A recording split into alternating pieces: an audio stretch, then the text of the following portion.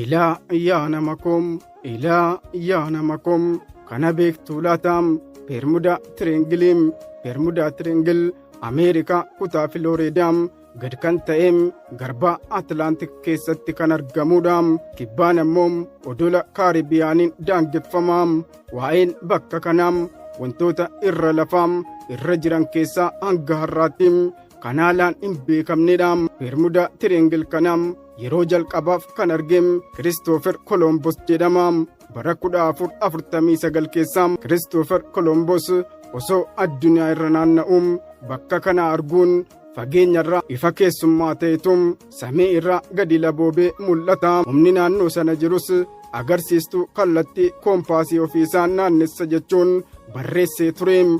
Namoonni tokko tokkoom Bermuda Triangle dachee addaadha jechuudhaan waamuum. Iccitii hin beekamneen dooniiwwan xiyyaarotaam akkasumas lubbuu namoota hedduu liqimsee hafeera. Addunyaa kana irraa bakka imalli qilleensarraa fi lafarraa itti hin taasifamne Bermuda Triangleedha.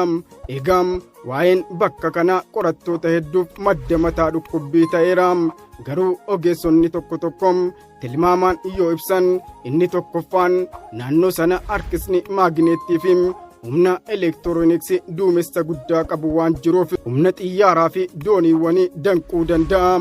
Inni lammaffaan humni uumamaa hin beekamneem UFO bakka sana qubataniiru jedhu.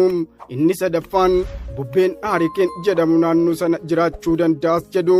Inni arfaffaan Wuqiyaanos keessaam lagni saffisa guddaa qabu waan jiruuf xiyyaaraa fi dooniiwwan harkisee fudhatas jedhu. Inni shanaffaan albuunni meeten haayidireet jedhamuun garba sana keessatti waan argamuuf rokkina deenseetis bishaanii hir'isuun doonii liqimsas jedhu. Inni jahaffaan man'ee seexanaa ta'us danda'a jechuun tilmaama isaanii kaa'aniiru.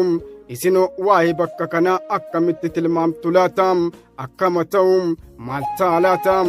Ana Abdusalaam Araarsaan tureem nagaan haftaam.